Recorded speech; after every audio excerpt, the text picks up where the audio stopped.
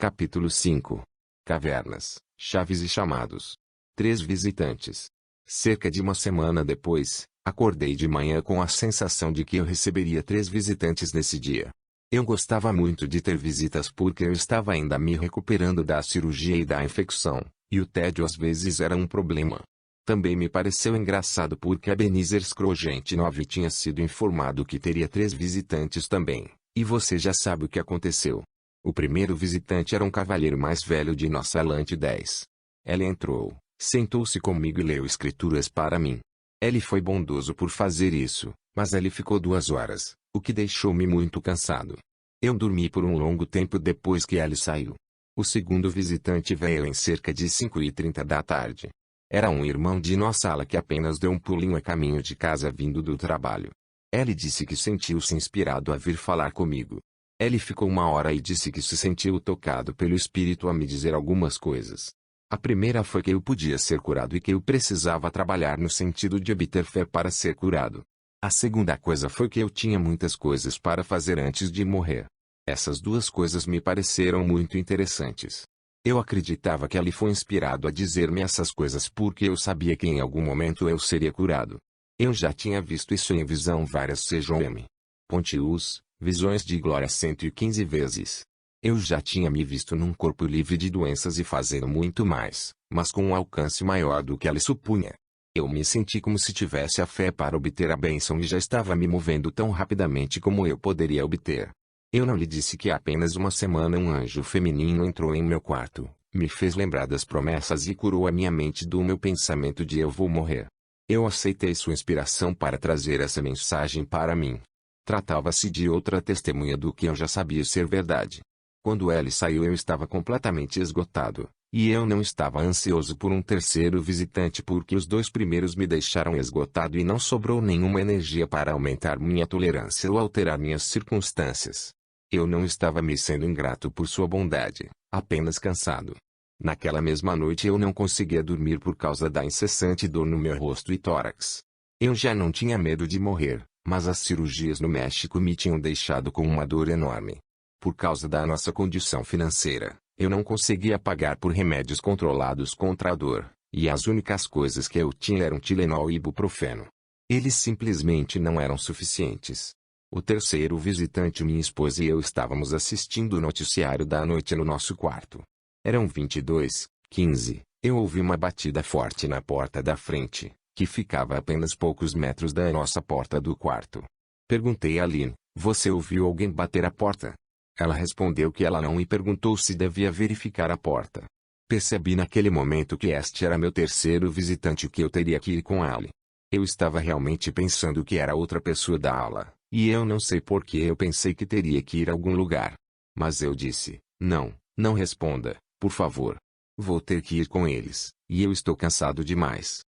Ela me deu um olhar simpático, não porque eu estivesse cansado, mas porque ela presumiu que eu estava ouvindo coisas agora.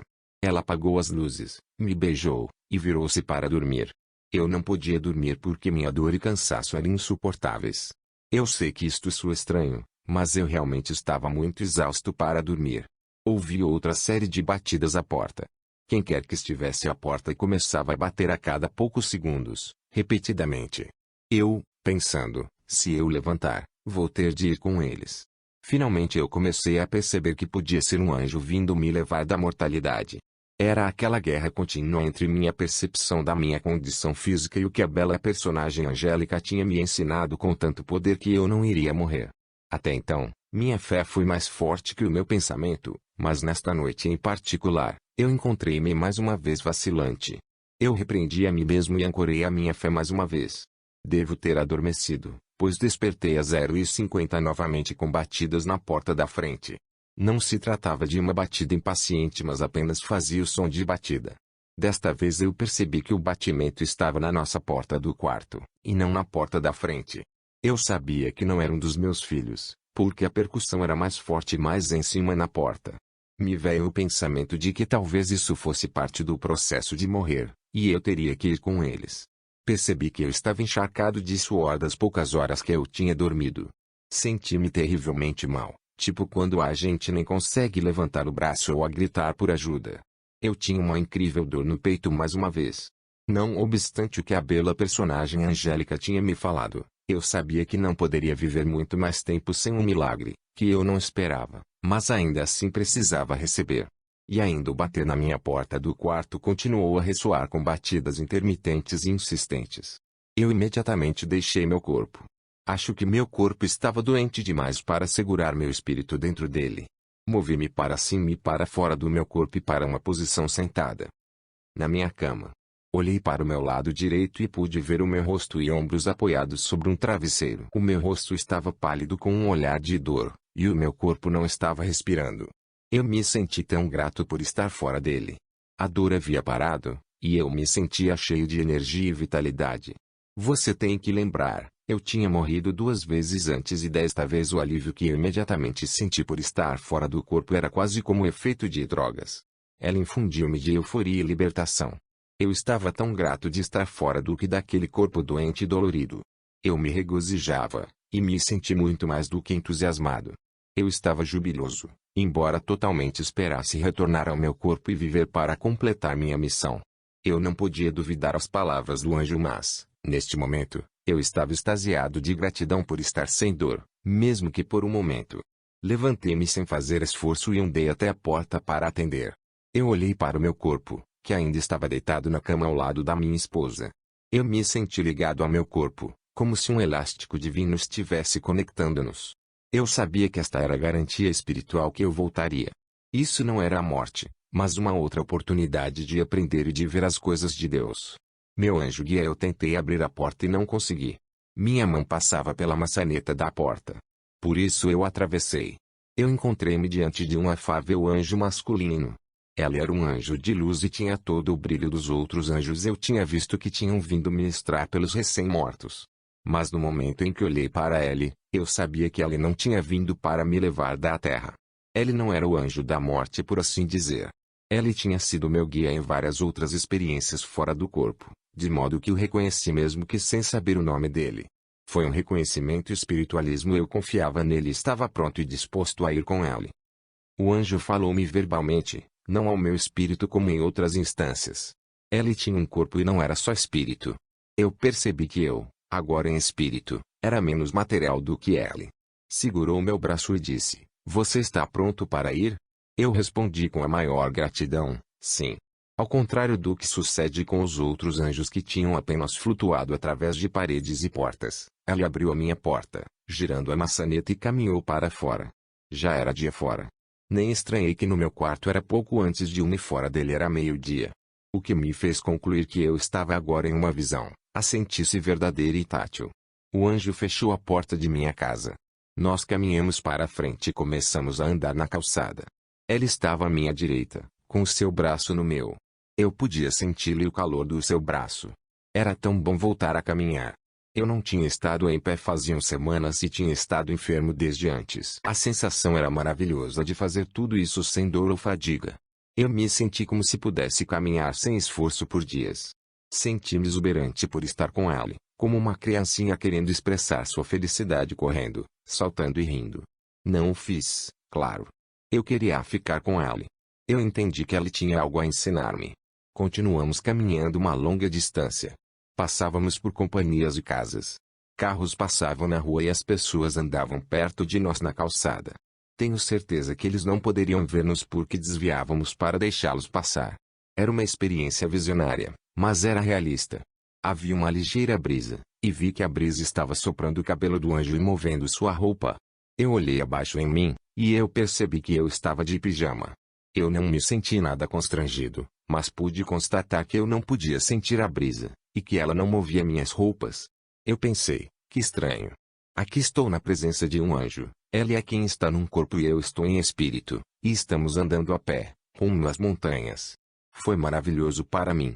Eu queria lhe fazer perguntas, mas senti que deveria guardar. Eu não senti esforço ou fadiga. Eu estava andando sem me esforçar, o que para uma pessoa mortalmente enferma era como de repente ganhar na loteria. Então o anjo me disse, a primeira coisa que irá ver irá explicar para você por que você está vivendo sua vida da maneira como está presentemente. E eu respondi, ótimo. Eu gostaria de saber a resposta a essa pergunta. Ele foi simpático e interessado em mim. A minha mente estava girando com perguntas, e eu tenho certeza que ele estava ouvindo tudo isso. Ele sorria com frequência, à medida que caminhávamos em silêncio. Eu me sentia que ele me conhecia melhor do que eu mesmo.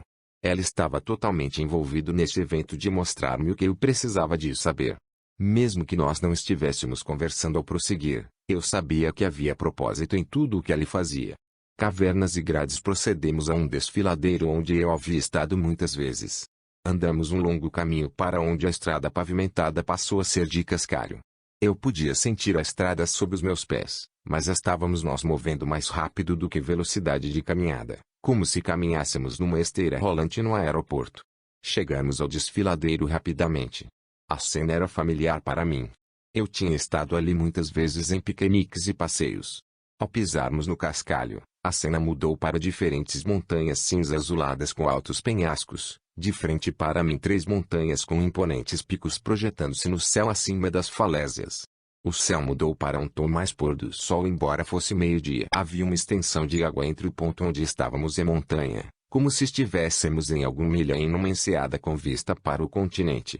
Eu podia sentir o cheiro de ar marítimo e ouvir as ondas quebrando sobre a falésia. 5 cavernas, chaves e chamados 120 e eu não sei para onde a visão me levava. Foi-me dado a entender que eu estava agora olhando para o futuro, para qual seria o propósito da minha vida. Cheguei à conclusão de que eu estava vendo um tipo ou uma metáfora do fim da minha vida, não eventos reais que aconteceriam exatamente da maneira como eu estava vendo eles. Mas também percebi que a missão sugerida por esta metáfora iria realmente acontecer, se não exatamente como eu estava vendo-a agora. Eu comecei a ver ao nosso redor através de olhos espirituais, como o anjo via. Ele me perguntou: "Você vê a montanha?" "Sim." "O que você vê?" Eu andava mais perto. Haviam luzes no alto da montanha.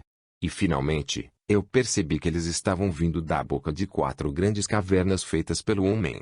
As cavernas eram cerca de 4 metros de altura e cerca de 50 metros de largura na entrada.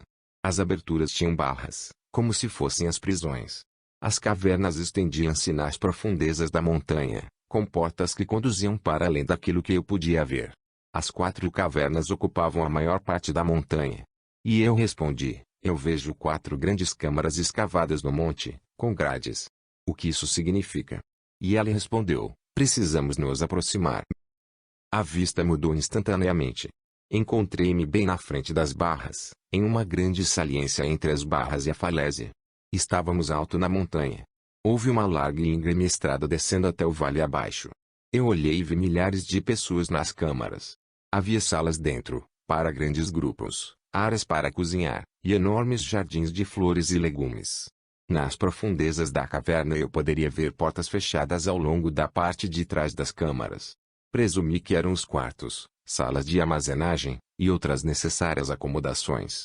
As pessoas não pareciam ver-me, embora algumas delas estivessem tão perto que eu podia vê-las claramente. Elas estavam bem vestidas e cuidando de suas vidas. Eles não pareciam considerar-se prisioneiras, mas eram saudáveis e felizes. As crianças de todas as idades brincavam e cumpriam tarefas domésticas. Os observei sem entender. Toda a sua circunstância parecia tão improvável para mim. Quem são essas pessoas, e por que é que eles estão aqui? Eu perguntei. O anjo chamou a atenção para as travas nas barras. As travas estavam no interior. Eles tinham se trancado nas cavernas, e as barras eram de sua própria edificação.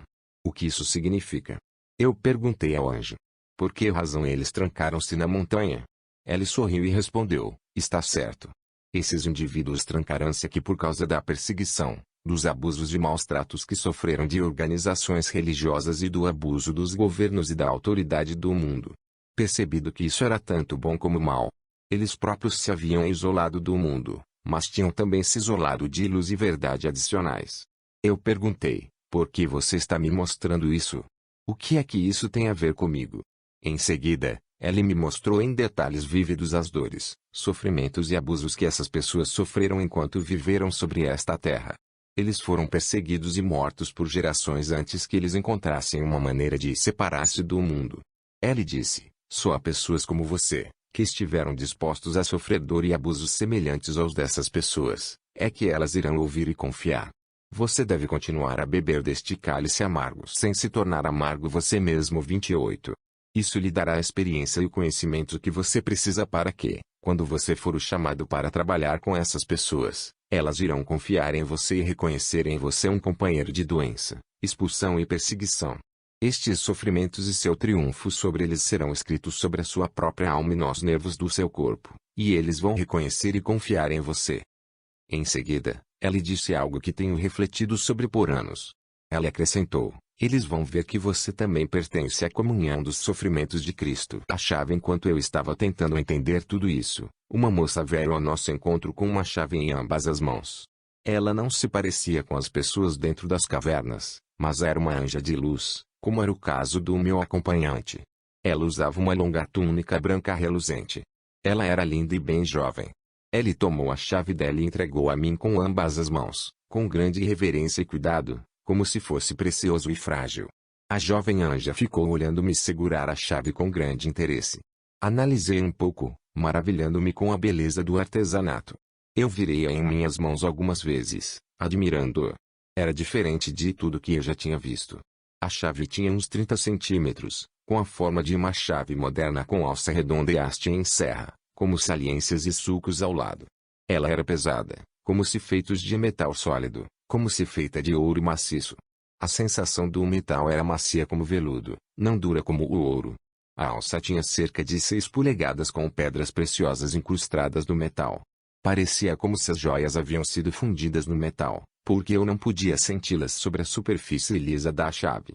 Mas cada pedra era claramente visível e brilhante dentro do metal, como se o metal fosse transparente sobre as pedras. Cada joia parecia ter uma pequena fonte de luz, que tornava a chave cintilante com brilhos como luz que vinham de dentro da chave e não como o reflexo do sol. A ponta era verde esmeralda. A haste era vermelha como sangue, e a alça era de um azul vivo. Ela parecia antiga, talvez milhões de anos, porém não estava arriscada, desgastada ou danificada. Ela era tão intrincada e maravilhosa que eu lembrei da Leona, que havia sido criada pelo próprio Deus. Estou certo de que nenhum ser humano poderia ter feito essa chave. Verifiquei que haviam símbolos da chave, que eu não sabia ler. O significado dos símbolos. O que significam os símbolos sobre a chave? Meu acompanhante perguntou-me. Eu imediatamente senti o significado dos símbolos inserirem-se em meu espírito. A chave constituía-se, em si mesma, numa missão para resgatar o povo a quem eu podia ver atrás das grades. A chave representava a capacidade de desbloquear as barras que as prendiam em sua prisão autoimposta. As cores representavam as qualificações de quem Deus enviou para realmente realizar o trabalho de destrancar as barras. O vermelho representa o sacrifício 29, mas não da forma que eu entendia sacrifício. O conhecimento que recebi incluiu um entendimento mais completo da clemência e da expiação de Cristo, mas também simboliza a vontade de também sacrificar-se como Cristo, de estar preparado para esta missão. A fim de receber a chave e a tarefa que ela representava, precisa estar preparado para sacrificar sua vontade, seus bens terrenos, sua saúde se for requerido, ou até mesmo a vida se necessário for, para seguir o caminho que Deus ordenou de preparar a pessoa com caridade, fé, pureza doutrinária, clara compreensão e, acima de tudo, perfeita obediência à vontade de Deus. Essa rota é a que Cristo apresentou-me, no entanto seu sofrimento foi muito maior e por toda a humanidade. Este menor sofrimento por que passamos é para preparar o indivíduo para a sua missão específica. Levou anos para perceber que este é o motivo pelo qual o anjo chamou comunhão dos sofrimentos de Cristo. Foi-me dado a entender que não havia outra maneira, e não há outro caminho para este tipo de serviço. Era um caminho que poderia exigir derramamento de sangue e sacrifícios de magnitude semelhante. Quando um servo de Deus segue esse caminho até o final, fica uma marca reconhecível neste servo, um brilho talvez, de retidão. É a preparação que torna impossível falhar, a qual aqueles a quem ela ou ela ministra irão reconhecer e então seguir. 5. Cavernas, chaves e chamados 124. A alça azul representava a linhagem, que imediatamente eu sabia ser o sacerdócio nos últimos dias 30. O qual também temos ouvido ser chamado de os santos sacerdócios segundo a ordem do Filho de Deus. O azul representa 3 coisas. Primeiro, a aceitação e a justa magnificação do atual sacerdócio. Segundo, representa o recebimento da plenitude desse mesmo sacerdócio quando o merecimento e o plano de Deus o determinar. Terceiro, representa uma preordenação para esta missão de libertar essas pessoas. Só esse oficial e especificamente ordenado no sacerdócio poderia manipular a chave. A alça é a forma como ela é tomada e operada. A ponta verde esmeralda representa uma renovação e recriação da vida. A ponta é a finalidade da chave. Ela entra primeiro na fechadura, e deve estar perfeitamente alinhada com a fechadura para que qualquer outra parte da chave possa operar. A ponta verde assinala o pleno efeito do vermelho e do azul, do sacrifício e do sacerdócio, que, conforme descrito no juramento e convênio do sacerdócio, traz uma renovação do corpo. É por essa razão que a ponta verde foi intitulada Renovação e Recriação da Vida. Esta renovação pode representar desde a prolongação da vida mortal até a cura de todas as doenças e ser transladado 31, como foi João o Amado e a cidade de Enoque. Também representa a renovação pela qual essas pessoas passam a aceitar em Cristo como seu Salvador e já não têm medo dele ou daqueles que o representam. Eles devem aceitar as ordenanças do Evangelho, que permitirão que cada um deles seja renovado e finalmente liberto da sua prisão autoimposta. A chave na minha visão é simbólica da chave que cada obreiro de Sião nos últimos dias irá obter para a sua missão específica. Provavelmente não irá ser entregue uma chave material a cada indivíduo, mas eles vão passar por esse mesmo processo de sacrifício, sacerdócio e renovação que foi mostrado a mim. Levou muitos anos, até há pouco de fato, para eu identificar o significado das partes da chave. Mesmo sabendo que o anjo mostrou e ensinou-me, minha alma requereu um longo tempo para perceber como isso poderia de fato ocorrer comigo, tornando-me um construtor de Sião. Eu vim a perceber que, para completar a minha Joem. Pontius, Visões de Glória 125 Missão na Vida, eu tinha que receber esta chave na forma ordenada, ao tornar-me um membro da comunhão dos sofrimentos de Cristo e fazê-lo livremente, voluntariamente e até alegremente. Agora compreendo que é uma jornada pessoal de grandes consequências. Não é o caminho para quem busca conforto e serviço eventual. Eu não sabia nem mesmo que eu estava nesse caminho, ou que o meu sofrimento era parte integrante de qualquer outro caminho além da minha rotina de vida. Nem jamais pensara que eu era um daqueles cujo chamado para imortal incluía qualquer serviço especial, até que o anjo me entregasse a chave. Esta chave representa o roteiro completo e o chamado do sacerdócio. Somente com todos esses três elementos podemos reivindicar as bênçãos e a honra de servir em qualquer grande causa. Quando fazemos isso, não estamos mais servindo a igreja, as nossas famílias ou mesmo a nós próprios. Estamos servindo a Jesus Cristo diretamente, fazendo a obra do Pai de preparar o mundo para o fim dos tempos e a volta de Cristo. Junto com toda essa informação veio a confirmação de que o que eu estava vendo era real e não uma metáfora para ensinar-me porque eu estava passando por dificuldades e sofrimentos que têm sido uma grande parte da minha jornada mortal. Eu estava sendo ensinado que por toda a minha vida eu estava sendo engajado nesse processo de preparação para atender às qualificações e atributos de alguém que receberá uma chave para uma parte do trabalho de construir Sião nos últimos dias. Neste grandioso trabalho vamos libertar as pessoas das suas autoimpostas prisões, sejam elas reais ou imaginárias, e trazê-las para Sião. A chave não representa um chamado para presidir ou ser um profeta nos últimos dias. Ela representa o processo de aquisição, por meio da expiação de Cristo, do grau de pureza e santificação pessoal que qualifica o recebedor a servir neste grande trabalho. Trata-se de um trabalho que, como você verá em visões futuras que vou descrever, é totalmente organizado e realizado por esta igreja dos últimos dias. Não se trata de um caminho que conduz fora da igreja, ou nem mesmo em uma rota paralela à igreja, mas aqueles 5 cavernas, chaves e chamados 126 que o leva ao coração da missão designada à igreja dos últimos dias para preparar o mundo para o retorno de Cristo. O único significado adicional que recebi foi mostrar-me que eu realmente posso cumprir aquilo, que é realmente possível, e que eu devo procurar completar minhas qualificações e assim terminar o trabalho que o Senhor estava me mostrando ser meu. Eu devo continuar a aceitar que o curso da minha vida não estava me conduzindo para a morte física, mas sim a possibilidade de grande serviço no cenário dos últimos dias. Senti esta admoestação penetrar minha alma sem palavras. Spencer, você está fora do seu corpo, mas não está morto. Não desista, porque essas coisas precisam ser seladas em seu coração e mente. Estas são as coisas que você me prometeu que ia fazer. Não desista. Estou a dar esta informação para sustentar sua coragem de ir em frente e lutar para realizar essas coisas. Não fique desanimado sobre voltar para o seu corpo. O seu corpo não vai impedi-lo de suas preparações. Foi necessário trazê-lo aqui para dar-lhe uma significativa amostra do trabalho que você vai fazer e para prepará-lo para o quanto lhe vai custar qualificar-se para fazê-lo. Esta informação entrou na minha alma, rica de amor e empatia, mas também com profundo poder. Eu sabia que não era o meu anjo escolta falando comigo.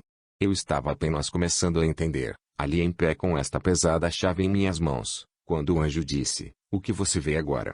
Túnel de luz. Olhei em volta de mim e percebemos que já não estávamos diante das câmaras com grades, e eu já não segurava a chave. Estávamos em uma espécie de túnel 32, e eu tinha a sensação de mover-me em grande velocidade. Eu percebera que o túnel era vivo. Talvez fosse mais correto dizer, era uma parte do meu ser. Ele era meu, e eu tinha criado. O meu acompanhante sorriu novamente. Está certo. Trata-se de um portal, que você criou. Somente você pode usá-lo. Eu pensei sobre isso, e perguntei, então, cada pessoa cria seu próprio portal antes de vir à Terra?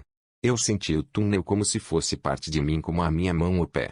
Entendi que este portal foi como eu vim a esta terra ao nascer e como iria voltar para Deus, quando eu finalmente concluísse a mortalidade. Eu podia sentir o túnel do mesmo jeito que se sente os braços ou dedos. Ele parecia contente. Sim, isso é correto.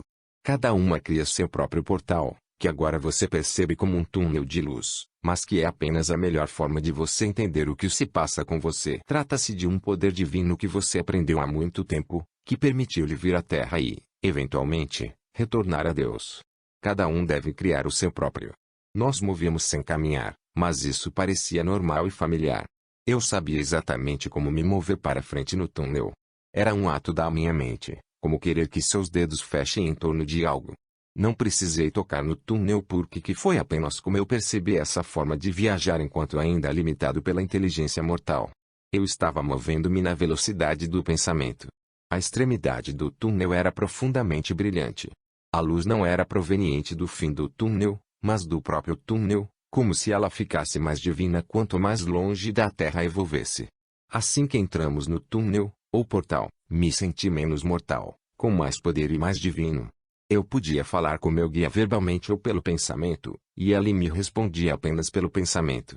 Discutimos muitas coisas a prosseguirmos através do túnel. A cada pergunta que eu pensava, eu vi o evento ou coisa com detalhes perfeitos, incluindo a sua criação, existência e presente glória. Era semelhante a quando eu passei através da escrivaninha e do sofá de couro na minha primeira experiência. Essa informação entrava na minha mente em explosões de entendimento. Eu não tinha necessidade de meditar ou ponderar. Eu apenas recebia as respostas para as minhas perguntas. 5. Cavernas, chaves e chamados 128. O que me lembro dessa experiência hoje é que nós falamos de muitas coisas e que eu aprendia rapidamente. Não fui autorizado a reter na minha mente mortal a maior parte do que aprendi. Dobrando o universo, eu perguntei: a Terra tem um túnel de luz? As Escrituras nos informam que a Terra é um ser vivo e inteligente. Ele respondeu: sim. Deus providenciou um meio semelhante para o movimento da Terra para onde ela está agora. Eu então experimentei, como se de fato eu estivesse lá, como a Terra caiu de onde ela foi criada, e transferida para o local onde ela está posicionada agora. 33. Eu tive a impressão de que ela levou milhares de anos para chegar. A imagem que vi pareceu-me um dobrar do universo. Parecia que o universo dobrou-se em torno de si mesmo, como uma espessa folha de papel ou tecido, de modo que o lugar onde a Terra foi criada e o lugar para onde estavam em cima um do outro. A Terra foi então transferida de onde ela surgiu e fisicamente transferida para sua nova posição. Este movimento da Terra ocorreu durante todo o processo criativo. Ao momento em que chegou, ela estava preparada para o homem mortal. Vi também que quando chegar a hora dela voltar ao seu local original, o universo irá novamente dobrar-se e a Terra voltará para o local onde foi criada. A imagem que vi revelou que, embora percebamos apenas um plano de existência, há um número infinito de planos sobrepostos, ou em camadas, no mesmo espaço. Estes níveis não são realmente universos porque eles não são exatamente infinitas estrelas, sóis e mundos, mas referem-se à organização e à exaltação de Deus a todas as suas criações e sua imutável glória e leis para cada nível. Linguagem humana não nos fornece palavras capazes de descrever tais coisas, nem a inteligência humana dá-nos a capacidade de compreender tais coisas a menos que nossas mentes sejam abertas por um momento. Enquanto eu estava com o anjo, eu podia compreender tudo isso claramente. Acho que me lembro a maior parte que eu vi, porém agora tenho apenas um fragmento do entendimento do significado ou por que a princípio isso ocorre. O que eu aprendi ali, e o que fui autorizado a reter, exigiu muitos anos para adquirir as palavras para descrever, até para mim mesmo. Se você considerar que esta é a única vez que eu já mencionei muitas destas coisas em voz alta, você vai entender por que eu ainda me debato em busca de palavras. Percebi que a razão pela qual os universos eram dobrados era por ser mais eficiente. A palavra fácil não se aplica porque Deus tem todo o poder, e nada debilita o seu poder ou habilidade. Era apenas mais eficiente, e é a maneira como sempre foi feito. Há uma aritmética celestial sobre esta visão que é espantosa aos olhos. Percebi que este prodigioso dobrar o universo não era mágica para Deus. Era mais como uma espetacular tecnologia espiritualismo. Eu vi que Deus tem grandes leis, princípios e ciência, se pode entender, de como fazer as coisas em sua compreensão e poder. Eram belas de se contemplar, como uma dança divina tendo estrelas e planetas como personagens.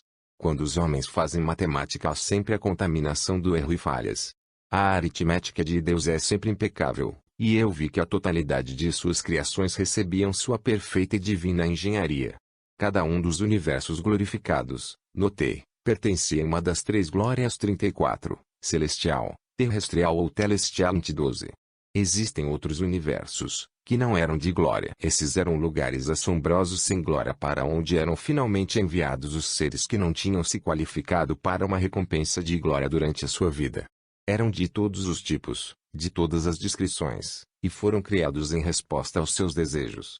Não queria mais nada com Deus ou a sua intervenção em suas vidas, por isso ele deu-lhes o que eles queriam, o que quer que fosse, e aí ficarão por toda a eternidade, sem poder jamais contestar a autoridade de Deus novamente.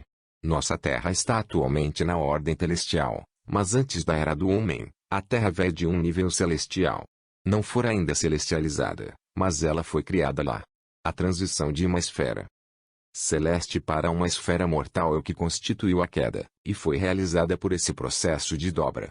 Quando uma pessoa morre ou quando tem uma experiência fora do corpo, como no meu caso, o próprio túnel os leva de volta para seu lugar de origem e sua estrutura original, que são ambos de natureza espiritualismo. Este poder de retorno a Deus é só percebido como um túnel de luz. Não é físico e não é na verdade um túnel, mas é o caminho seguro que Deus providenciou para nossos espíritos retornarem a Ele. Quando completarmos essa experiência celestial já não será necessário este túnel entre a Terra e Deus. Vamos então ser capazes, como espíritos e eventualmente como seres ressuscitados, a movermos instantaneamente através de vastas distâncias pelo poder de Deus que será inerente dentro de nós. Precisamos do túnel de luz, porque um mortal imperfeito não tem a capacidade de iniciar viagem como um espírito. É como deixar uma corda pendurada sobre o barranco. Para que possamos subir de volta para cima, nós deixamos o túnel de luz como o nosso meio seguro de voltar para casa depois de termos descartado esse tabernáculo de carne. Pradaria e lago. Eu estava meditando sobre essas coisas ao chegarmos no final do túnel. Eu encontrei-me no meio de um belo prado. Ao redor haviam árvores crescidas de muitas variedades. Algumas estavam em flor, enquanto outras eram pesadas com frutas. A uma curta distância, um lago azul refletia o belo arranjo de árvores e arbustos além. Não havia sol no céu, e eu entendi que a luz através da qual eu percebi essas coisas era do Filho de Deus, não do sol. Eu estava consciente de que haviam diversas variedades de peixes no lago, bem como muitas outras variedades de plantas, mas sem outros animais. O prado e o lago eram impressionantes, com magníficos arranjos de flores e arbustos floridos de muitas variedades. Um estreito riacho fluía entre mim e o lago, e alimentava o lago logo adiante. Bem à minha direita eu vi uma cerca decorativa de cerca de 1 metro de altura. Ela corria ao longo do riacho a uma distância, e depois para o meu lado direito haviam bonitos bancos apoiados à parede a cada poucos metros. A parede era curvada nos lugares onde estavam os bancos formando um semicírculo para as pessoas sentarem viradas uma para a outra para conversar. Inicialmente, eu apenas andei ao redor olhando para a parede. Eu nunca tinha visto uma coisa dessas antes. A parede era feita de tijolos quadrados de pedra branca com uns 30 centímetros de lado. Sentei-me ao longo da parede em uma das bancadas e assenti dando-me boas-vindas, dando-me amor e louvando a Deus. Se eu não tivesse provado deste aspecto da comunicação espiritual e conexão com todas as coisas em visões anteriores, eu teria me assustado. mas eu me senti conectado a tudo que eu podia ver. Em experiências anteriores de caminhar através de mesas e paredes na Terra, também eu tinha entendido a história das coisas, cada evento de sua existência. Com estas coisas, a parede e as árvores, não havia história, ainda assim compreendi que essas coisas eram quase eternas em sua existência. Este era um mundo espiritual e nada mudava, envelhecia, estragava ou morria, nada era arrancado ou forçado pelo homem em alguma outra forma. Assim permaneciam como Deus os tinha criado sem alteração, sem história. Eu estava esperando o meu guia me alcançar e mostrar-me para onde ir. Ele tinha chegado comigo, mas não me acompanhara até o prado. Eu não sabia ao certo para onde ir sem ele, e aceitei que ela estava me permitindo este intervalo para experimentar este lugar. Eu não sabia onde eu estava, mas eu tampouco estava incomodado ou preocupado. Tudo foi como deveria ser. Levantei-me e caminhei até o final da parede. Caminhei através do regato, e andei sobre o lago. A água no riacho e lago era cristalina. Eu podia ver facilmente o fundo do lago, o que eu nunca tinha experimentado na mortalidade por causa da reflexão ou impurezas na água. Eu podia ver os peixes nadando como se fossem 5 cavernas, chaves e chamados 132 pássaros no ar. Tudo adorava a Deus e acolhia-me. Eu andei até a borda da água e inclinei-me para mergulhar minha mão. Ela era fria, mas quando a retirei, minha mão não estava molhada. Levantei-me e pus o dedo do pé na água, mas não dentro. Eu senti como se já tivesse feito isso antes. Eu apenas sabia que podia. Eu pisei sobre a água e andei uns 12 passos. Eu podia olhar para baixo até o fundo do caminho inteiro. Deu-me a sensação de voar, pois a água era tão clara. Quando eu me mexi os meus pés, a água fazia marolas como na terra, mas o meu pé estava sobre uma superfície sólida e não se molhava. Eu andei de volta para a beira e para a grama, e desta vez decidi caminhar dentro da água. Eu percebi que caminhar dentro da água era algo que eu havia aprendido a fazer antes.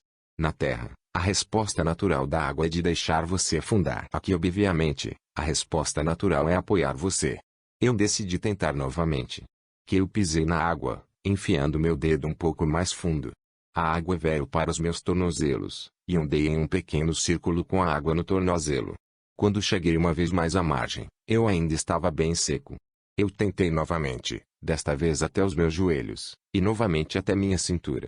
Eu percebi que eu estava realmente entrando na água, tanto quanto a minha crença me permitiu. Eu finalmente decidi a caminhar dentro da água até ficar totalmente imerso. A água não resistiu ao meu desejo, e eu andei até a cintura dentro d'água. Eu podia senti-la, mas eu não estava ficando molhado. Eu respinguei um pouco sobre minhas roupas, e ela correu, deixando-me seco. Eu andei mais fundo. Eu sabia que eu estava em espírito, e meu corpo estava em algum lugar da terra, de modo que eu não tinha medo de afogamento. Ainda assim, logo que pisei mais fundo e afundei a cabeça, tranquei minha respiração. Esperei um longo tempo antes até perceber que eu não senti falta de oxigênio. Eu liberei lentamente o meu hálito e não vi bolhas virem da minha boca. Eu cuidadosamente inalei e respirei ar, e percebi, ou tive o entendimento de que eu estava lembrando da necessidade do meu corpo por oxigênio. O espírito não tinha essa necessidade, e não havia ar entrando e saindo do meu espírito, embora eu tivesse a sensação de respirar. Eu andei em torno do fundo do lago por um tempo. Não houve resistência à água. Eu apenas andei tão livremente como em terra seca. O fundo do lago era como um jardim com plantas flutuantes, com belas plantas e caminhos entre elas feitos de areia. Eu tocava uns poucos peixes, que não fugiam mas irradiavam seu pequeno amor por mim. Quando eu estava satisfeito, eu andei para a margem e surgi sobre a erva. Eu olhei para trás, para o lago, muito admirado com a experiência até que eu percebi que o lago não era preenchido com H2O mas era água em estado espiritual e tinha a aparência de água mortal mas poucas propriedades da água. O mais profundo aspecto da experiência até agora foi que tudo estava louvando a Deus. O fato de não ter tido uma voz, como um som humano, mas comunicava seu amor a Deus pelo seu espírito e pela sua conexão com todas as coisas. Eu também percebi que no momento em que chegamos a este novo lugar tudo me reconhecia. Tudo sabia, reverenciava e respeitava o fato de que eu era a imagem de Deus e que eu tinha vindo de um corpo mortal. Tudo sabia que eu era um filho de Adão, e amava e me respeitava. Eu não sabia nada sobre este lugar de qualquer memória minha, mas eu me senti verdadeiramente conectado a ele.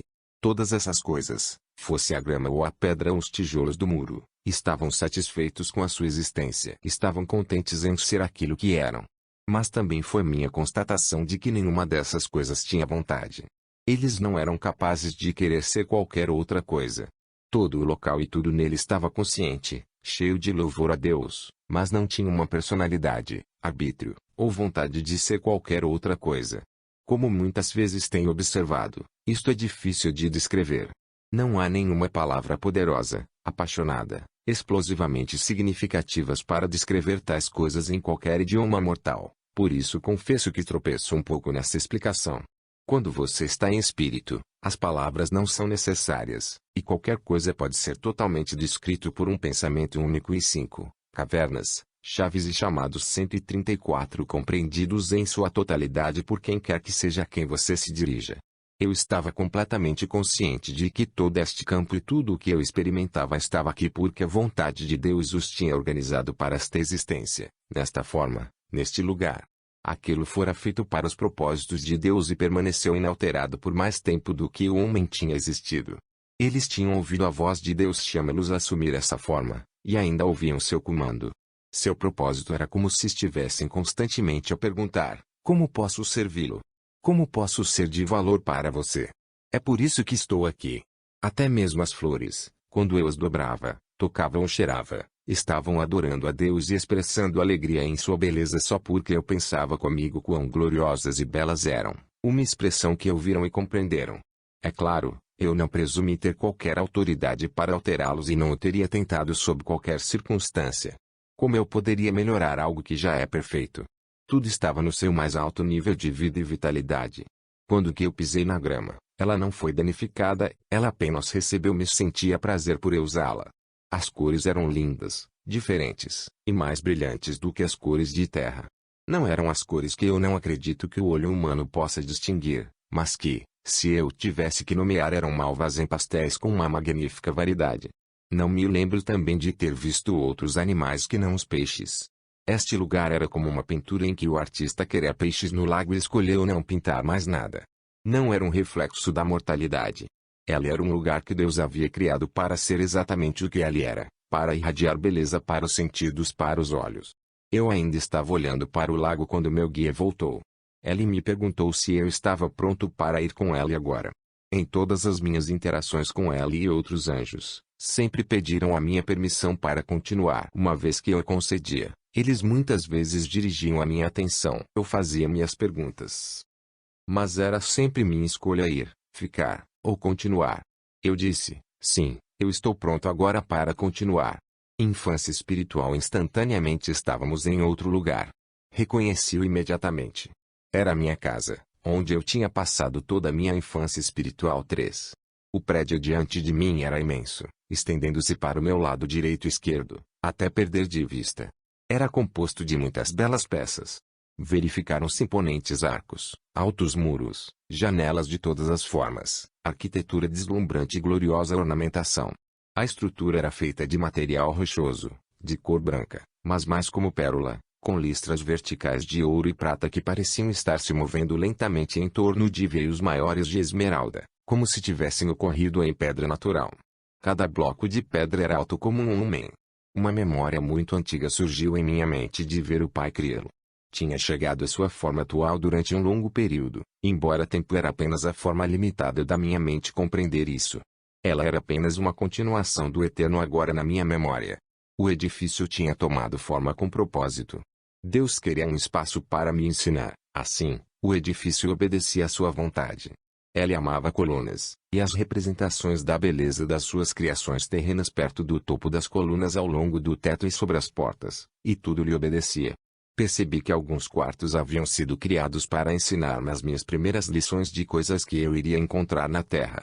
Outros tinham sido moldados para permitir-me ver e tocar em objetos para ensinar-me, tais como livros, arte, ferramentas e muitas outras coisas necessárias para preparar-me para viver na Terra. Mais do que um prédio, era um lugar divino que tinha assumido a forma de um edifício terreno para minha educação. Ele poderia ter qualquer forma concebida por Deus. Não exigia trabalho, manufatura, ferramentas ou ofícios para o alterar. Ele simplesmente fluía em jubilosa obediência, em qualquer forma que ele quisesse. O meu guia abriu uma grande porta que era feita com um único pedaço de madeira. Não haviam emendas ou junções, como se Deus tivesse solicitado uma única árvore para assumir a forma desta elaborada porta. A madeira era pintada e lindamente esculpida com as maravilhas naturais da terra, flores, animais, crianças, homens e mulheres em momentos amorosos. A sala mais além era uma passagem conhecida. Tudo que eu via irradiava um senso de vibrante entusiasmo por eu estar de volta. As paredes e colunas eram da mesma pedra divina do lado de fora. O teto abobadado descansava sobre 4 colunas caneladas, com luz irradiando a partir tudo. O piso era mais escuro, como um mármore natural escuro de um verde esmeralda. Havia uma porta fechada à minha direita, um grande corredor diretamente diante de mim, e uma outra porta fechada à minha esquerda. O meu guia me levou para o corredor diante de nós. Era cerca de 20 pés de comprimento e terminou em uma janela em arco que parecia pérola. Parecia ser fluido, com cores branco esfumaçadas que dançavam. À medida que nos aproximávamos, se tornou claro de modo que pude ver através dele. A sala grande para além, era novamente familiar para mim. Ela olhou para mim e perguntou-me, você conhece esse lugar? Eu disse com lágrimas de alegria descendo pelo meu rosto, estou de volta. Na minha mente eu pensava, este é o lugar onde eu morava antes de nascer. Eu sabia que estava de volta ao mundo espiritual, onde eu cresci como um espírito criança. Muitas memórias e as cenas sagradas de minha infância espiritual fluíam pela minha mente, o que eu prefiro não relatar aqui. Eu estava ali por um longo tempo, nunca entrando mas assistindo e lembrando meu passado. Meu quarto. Quando fiquei satisfeito e novamente pronto para prosseguir, o meu guia levou-me de volta para a entrada e para a primeira porta que tinha visto. A porta se abriu para mim ao me aproximar. Reconheci-o como meu quarto, quase como um quarto de uma criança mortal, mas não havia nenhuma cama aqui. O quarto era cerca de 20 metros quadrados, com teto alto e plano. As paredes e o piso eram do mesmo material assim como o hall de entrada, mas com cores um pouco diferentes, pendendo mais para azul e púrpura. Eu amava esse quarto, e eu sentia como se tudo fosse meu. A única mobília da sala foi uma grande arca arredondada e posta no meio do chão. Ela foi de cerca de 1,5 metros, com uma tampa abobadada e cantos arredondados. A parte superior era um belo vermelho, com destaques de laranja escuro. Ela era feita do mesmo material do resto da casa, mas ela era mais fina e de cores vivas. As laterais do baú eram vívido amarelo canário. Eu sabia que tinha escolhido essas cores e mudei-lhes muitas vezes para os adequar aos meus caprichos infantis. A tampa podia ser aberta, mas não haviam dobradiças visíveis. Me aproximei, e depois de caminhar ao redor, olhei a meu guia interrogante. Ele sorriu, e eu lentamente levantei a tampa. A substância deu à minha memória mortal a mensagem de que era pesado, mas era levíssimo ao abrir. No interior haviam objetos estranhos que eu nunca tinha visto na mortalidade. Eram utensílios de formas estranhas e de diferentes tamanhos, trajes brancos e ferramentas que eu tinha usado. Eu sabia exatamente o que era cada ferramenta e objeto enquanto eu estava ali em espírito, mas ao voltar à mortalidade essa informação não permaneceu comigo. Eu percebi que eu era dono deles, mas também que tais coisas eram comuns à nossa experiência pré-mortal. Ainda assim, a sua ligação comigo tinha sido parte de minhas primeiras experiências. Eu escolhi cada um, olhou para eles e lembrei do que eram. Cada objeto na arca representava uma realização minha. Cada objeto representava uma conquista, uma espécie de troféu, das lições aprendidas, ordenações que eu tinha recebido, as fases de 5, cavernas, chaves e chamados 138 desenvolvimento que eu tinha alcançado. Esses objetos significavam minha dignidade e preparação para participar no objeto da lição, não apenas neste mundo, mas no mundo mortal. Estas coisas eram como certificados que me autorizavam a realmente fazer essas coisas. Cada habilidade e autoridade foi adquirida por um longo processo de qualificação e merecimento dessa autoridade. Eu tinha recebido esses objetos como símbolos de lições que havia aprendido e qualificações que eu tinha alcançado. Alguns dos objetos eram as ferramentas para ajudar-me naquela ação. Pelo que me lembro destas coisas, elas pareciam ser tecnologia divina, objetos dotados com o poder de Deus para permitir e ajudar-me a fazer algum serviço ou ação necessário, como a Liaona que ajudou a família de Leient 13, ou o Urim e o Tumim que permitiram a videntes verem o futuro. As roupas brancas estavam cuidadosamente dobradas e era de natureza sagrada e cerimonial. Tudo era uma parte da minha matrícula e maturidade e espiritualismo conforme eu os manuseava. A lição aprendida, o processo de aprendizagem e a alegria que senti na realização retornavam a mim. Eu entesourava cada objeto com todo o coração, meditava sobre eles e então os colocava cuidadosamente de volta na arca. Não havia na arca nenhum brinquedo ou objeto extravagante. Tudo tinha profundo um sentido eterno para mim. Cada objeto me reconhecia e ficava feliz em me ver e interagir comigo. Não via nenhuma razão para pressa. O meu guia estava a observar-me, sorrindo e curtindo minhas descobertas. Era como se eu tivesse uma eternidade para examiná-los. Após manuseá-las e compreendê-las, lembrei-me da natureza da sala. Eu percebi que eu possuía a capacidade de mudar o quarto em tudo o que precisasse. Se eu quisesse ler um livro que pertenceu à mortalidade, como escrituras ou um pergaminho escrito por um profeta mortal, eu simplesmente desejava e o quarto se alterava para prover tal coisa para mim. Ele chegava no ambiente em que tinha sido utilizado, fosse um palácio, caverna, ou sobre numa escrivaninha. Esta é a forma como me aparecia. Eu podia tocá-lo, segurá-lo e lê-lo. Eugênio Pontius, Visões de Glória 139. Podia sentir e até mesmo cheirar. Não era o objeto real trazido de algum cofre de armazenagem eterno, mas uma perfeita réplica ou representação espiritual do objeto. Cada objeto era perfeitamente igual ao original, incluindo todas as suas memórias e a história que um espírito individual experimentaria do objeto original. Se eu quisesse ver algo grande, como, por exemplo, o nascimento de Cristo ou a criação da Terra, esse evento me circundaria. Eu poderia vê-lo, aprender com ele, interagir com ele, e ver os anjos e seres divinos que havia promulgado os eventos originais. Eu podia mover-me ao redor e vê-lo de todos os ângulos com perfeita clareza e experimentar tudo e a todos os envolvidos no evento inicial. Em suma, foi magnífico, e era a mais perfeita sala de aula da eternidade e todos aqueles que desejassem tinham uma como a minha. Lembrei-me de como uma criança passando eternidades neste quarto. Mais uma vez, não há tempo nesse mundo, e o conceito de tempo, de existência linear, era difícil de compreender então. A ideia de mudança, envelhecimento, decadência e oposição eram conceitos difíceis. Ela era como uma água viva tentando entender de automóveis. Não houve experiências semelhantes na minha infância até então, e lembro-me de meditar sobre todos estes conceitos de mortalidade. Dizer que eu passei muito tempo neste quarto seria incorreto. Passei vastas porções da eternidade aqui. Eu nunca mudei. O quarto nunca alterou, exceto quando eu desejava. Eu nunca ficava cansado, ou sentia fome, ou me enfadava da aprendizagem. Eu estava fascinado com tudo isso e não tinha vontade de fazer qualquer outra coisa a não ser que o Pai, ou alguma necessidade, me interrompesse. Quando eu tinha uma pergunta, eu não precisava ir ao Pai pela resposta. A questão formava-se em minha mente, e o quarto mudava para fornecer as coisas que eu precisava saber. A minha educação não era aleatória, ela era programada, sequencial e ordenada. Foi a mesma sequência de formação que todos os filhos do Pai tiveram, embora eu estava ciente de que nem todos os filhos de Pai, meus irmãos, eram curiosos sobre todas as coisas ou prosseguiam sua educação com tanta devoção e concentração como alguns de nós o faziam. Como um menino em uma confeitaria grátis, eu fiquei nesta sala, e interagi com essas coisas por um longo tempo, falando como um mortal, até que o meu coração se contentasse. O meu guia esperou por mim, desfrutando do meu prazer. Quando eu estava pronto para ir, eu cuidadosamente dobrei de novo e guardei de volta exatamente onde estivera. Eu lentamente e reverentemente fechei o baú e fiquei ali com minhas mãos sobre sua superfície lisa. Foi um longo adeus para mim.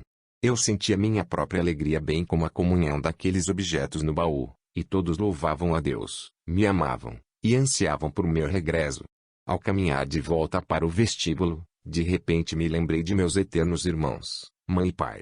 Não lembrei de mim mesmo como sendo um dentre bilhões.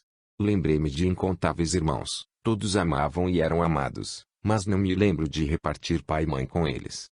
Eu só me lembro de ser individualmente e singularmente amado e querido. Lembro-me bem do Pai, seu poder e majestade, seu rosto, suas mãos, sua forma, seu toque e cuidado amoroso.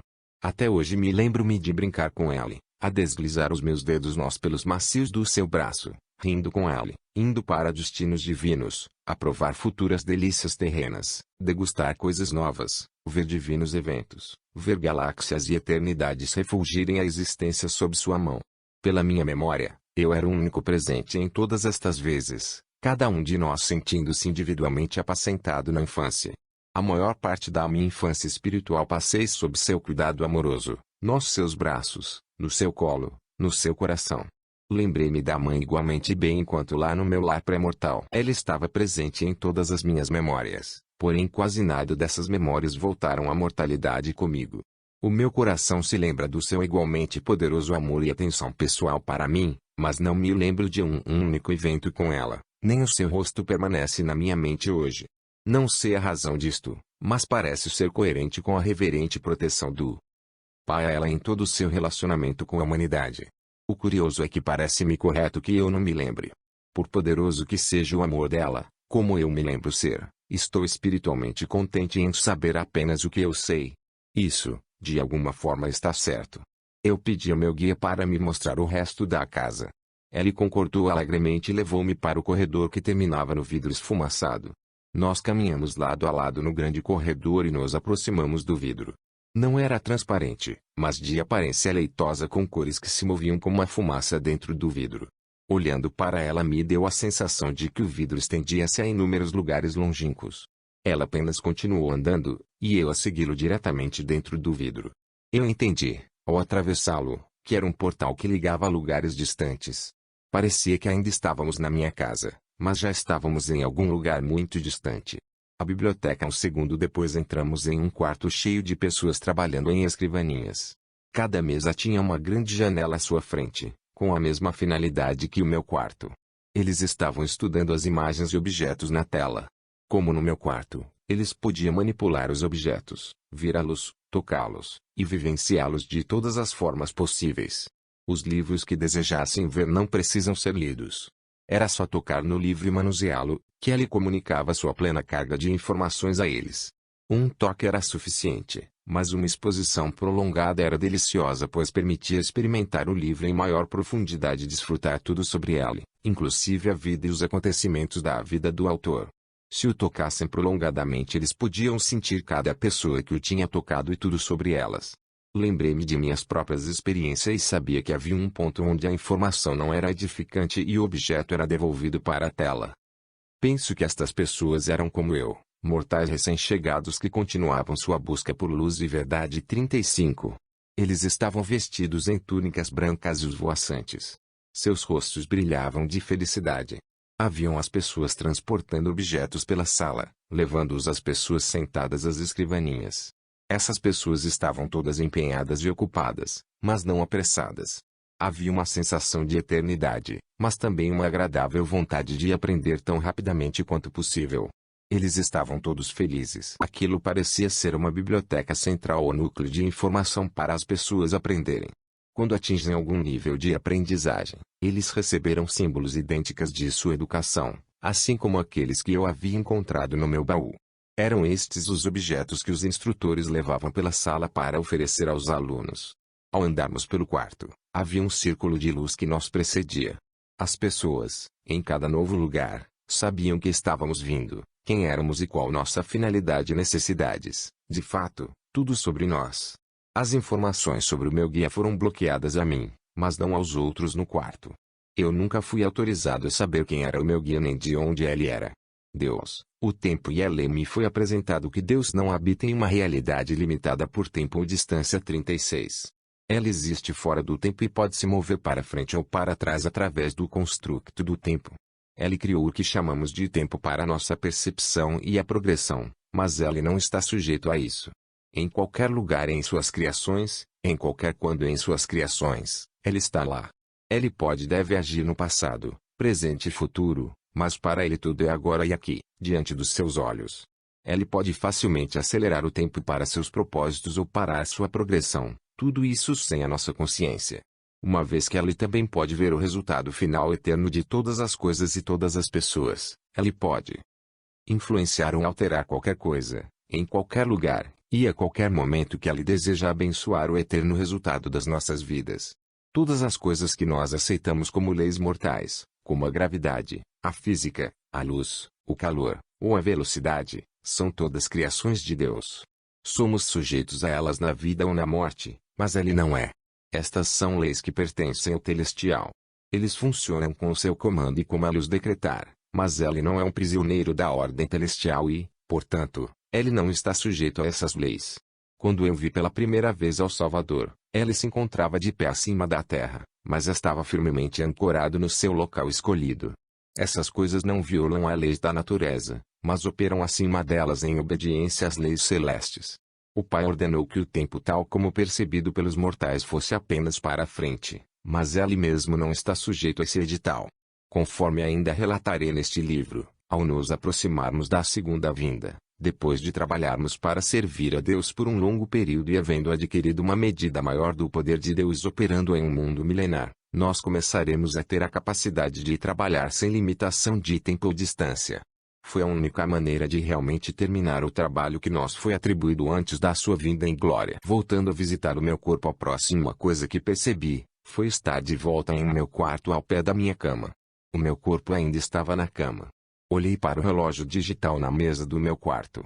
Exatamente 1 hora havia passado, mas eu tinha a sensação de que tínhamos nos ausentado por dias e dias. Eu sabia que o meu corpo já estava morto segundo o cálculo do mundo, mas eu estava tão entusiasmado com o que eu acabara de experimentar que queria acordar minha esposa e dizer-lhe tudo o que eu tinha aprendido. Sem linguagem verbal, o meu guia me disse que se eu queria falar com a minha esposa, eu teria de voltar para o meu corpo, e essa experiência seria concluída. Eu percebi que havia mais que ele queria mostrar-me, que não era hora de voltar para o meu corpo, mas que, por algum motivo, foi necessário visitá-lo, talvez para manter forte o vínculo entre meu espírito e meu corpo, enquanto ele me levou a mais viagens em espírito. Eu disse a ele: se você tem mais a mostrar-me, vamos lá, eu estou pronto.